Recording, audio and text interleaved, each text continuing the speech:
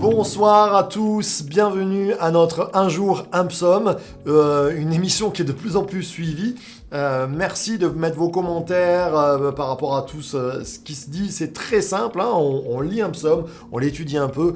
En cette fin de journée à 18h, c'est bon de terminer notre journée aussi avec une parole de Dieu qui vient se graver sur nos cœurs. Alors on va commencer directement puisqu'on a un psaume un peu long et je pense qu'on va le faire en entier. C'est le psaume 9. Donc le psaume 9 qui nous dit au chef des chantres alors là, un drôle de nom d'instrument, meurt pour le fils. Psaume de David. Je louerai l'Éternel de tout mon cœur. Je raconterai toutes tes merveilles. Je ferai de toi le sujet de ma joie et de mon allégresse. Je chanterai ton nom, Dieu très haut. Mes ennemis reculent, ils chancellent, ils périssent devant ta face. Car tu soutiens mon droit et ma cause. Tu sièges sur ton trône en juste juge. Tu châties les nations, tu détruis les méchants. Tu effaces leur nom pour toujours et à perpétuité. Plus d'ennemis, des ruines, ô Éternel, des villes que tu as renversées, leur souvenir est anéanti. L'Éternel règne à jamais. Il a dressé son trône pour le jugement. Il juge le monde avec justice. Il juge les peuples avec droiture. L'Éternel est un refuge pour l'opprimé, un refuge au temps de la détresse. Ceux qui connaissent ton nom se confient en toi, car tu n'abandonnes pas ceux qui te cherchent, ô Éternel. Chantez à l'Éternel qui réside en Sion. Publiez parmi les peuples et les hauts faits, car il venge le sang et tu te souviens des malheureux. Il n'oublie pas les cris. Et pitié de moi. Vois la misère où me réduisent mes ennemis. Enlève-moi des portes de la mort, afin que je publie toutes les louanges dans les portes de la fille de Sion et que je me réjouisse de ton salut. Les nations tombent dans la fosse qu'elles ont faite. Leur pied se prend au filet qu'elles ont caché. L'Éternel se montre, il fait justice. Il enlace les méchants dans l'œuvre de ses mains. Pause. Les méchants se tournent vers le séjour des morts, toutes les nations qui oublient Dieu, car le malheureux n'est point oublié à jamais. L'espérance des misérables ne périt pas à toujours. Lève-toi, ô Éternel, que l'homme ne triomphe pas, que les nations soient jugées devant ta face. Frappe-les d'épouvante, ô Éternel, que les peuples sachent qu'ils sont des hommes. Pause. Alors on termine avec une pause. Vous avez pas mal de pauses dans les psaumes. Quelquefois c'est marqué, ou vous avez peut-être le mot « Sélah » qui veut dire pause en hébreu. Et donc c'était des poèmes et des poèmes musicaux, puisque là il est accompagné d'un instrument.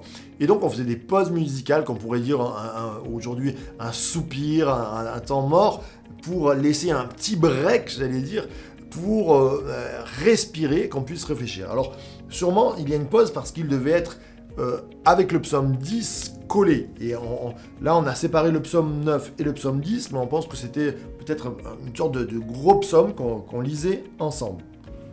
Alors, qu'est-ce que nous dit rapidement ce psaume ? Eh bien, plusieurs fois, vous avez déjà des retours sur ce que, bien sûr, Dieu fait, mais les ennemis viennent nous attaquer, Dieu nous délivre, et puis on repart sur un autre cycle, on loue le Seigneur. Par exemple, au verset 2, vous avez « Je louerai l'Éternel de tout mon cœur », un deuxième cycle, au verset 12, « Chantez à l'Éternel ».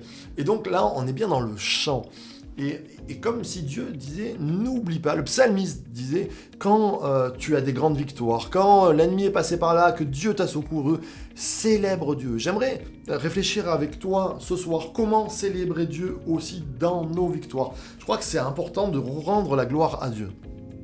Alors tout simplement en lui disant merci, mais aussi célébrer, ça veut dire que ta louange soit entendue, que ta louange soit écoutée. Et je crois que c'est important de témoigner. J'aimerais parler du témoignage ce soir au travers des psaumes. Qu'est-ce que Dieu a fait pour toi ? Vous pouvez le mettre peut-être déjà derrière vos écrans en disant « Tiens, Dieu, cette semaine, a fait ça pour moi. Dans ma vie, il a fait ça pour moi. » Je crois qu'à l'église, on aime beaucoup aussi les témoignages à l'église Source de Vie parce que Dieu prend soin de nous et c'est bon de le rappeler à nos enfants, à nos petits-enfants, aux gens qui sont autour de nous que Dieu est un Dieu qui prend soin de nous et qui nous délivre de nos frayeurs et de nos ennemis. Alors ce psaume 9, c'est le psaume beaucoup de fois le nom éternel pour le nom de Dieu est cité, donc le tétragramme, Yahvé, Yahou, Yahweh, et l'éternel pour dire, en fait, dans mon passé, j'ai eu des problèmes, Dieu m'a secouru. Dans mon présent, je passe par des problèmes, Dieu me secourt. Demain, j'aurai sûrement des problèmes. Il y aura peut-être le confinement, pas la maladie, mais Dieu me secourra. Et une fois seulement est impliqué au verset 2, le Très-Haut. Pour ne pas oublier que si Dieu est un Dieu éternel, il est aussi celui qui règne. Très-Haut, ça veut dire qui est en haut, qui n'a pas peur, qui n'est pas surpris. Dieu n'est pas surpris en ce moment dans ce qu'il se passe. Et puis il y aura une seule fois le nom Dieu Elohim, ce Dieu pluriel. Alors certains y voient peut-être la Trinité, le Père, le Fils et le Saint-Esprit qui vient dans nos vies. Alors c'est un psaume de célébration, un psaume qui nous rappelle aussi qu'il y a une justice par rapport aux méchants, à ceux qui font du mal. Et quoi qu'il arrive, la Bible nous dit, c'est pas à nous de nous venger, c'est Dieu notre vengeur. Et là, tout ce psaume explique que Dieu prend soin de nous. Ce n'est pas à nous de combattre face à l'injustice. Dieu prend soin de nous. Et combien j'aime ces paroles qui sont simples, mais car tu as maintenu mon droit et ma cause. Dieu est notre avocat. Dieu est notre, en hébreu, parakletos, en grec, paraclète, c'est le nom qui est donné au Saint-Esprit. Nous avons un avocat auprès du Père qui prend soin de nous. Tu as maintenu mon droit et ma cause. Dieu nous tient dans sa main. Mon Rédempteur vit, dira Job. Dans les plus gros mauvais moments de ma vie, je peux compter sur toi. Mais l'Éternel est assis pour toujours. C'est ce que je disais, l'Éternel pour toujours. Hier, aujourd'hui, demain, il règne. Et puis, au cœur du message, le verset 12, et je conclurai par cela, une pépite. Alors, dans la seconde, par exemple, au verset 12, vous avez chanté à l'Éternel, le verset 13, ça dépend les versions, car il venge le sang et se souvient des malheureux. Mais Darby ne va pas dire car il venge le sang, il va dire car en recherchant le sang, il se souvient d'eux. En recherchant le sang, quelle drôle de phrase. Eh bien, tout simplement, moi, ça me fait penser à la Pâque, où l'Éternel passait et regardait s'il y avait sur les linteaux la marque du sang. Il recherchait la marque du sang pour amener le salut.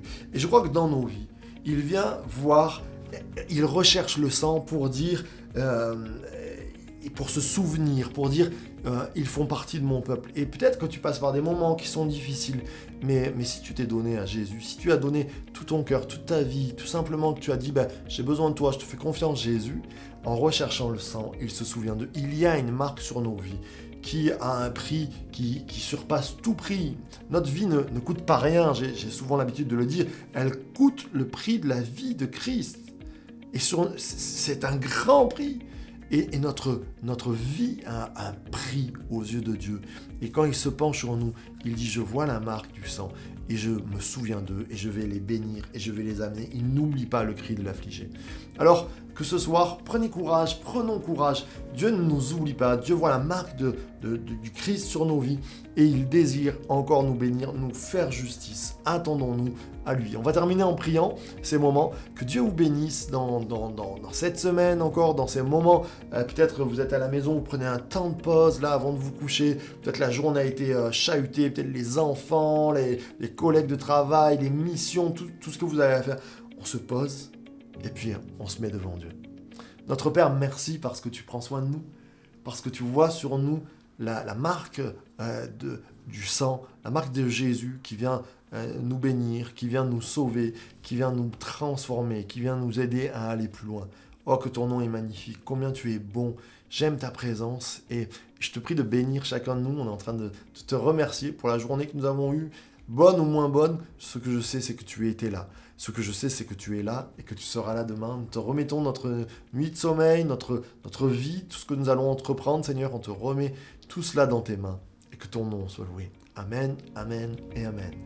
Voilà, c'était un jour, un psaume. On se retrouve demain matin avec le Jesus Coffee dès 7h du matin. Alors, un peu plus court puisque c'est le mercredi, mais à 10h, on retrouve Sharky et Stetch.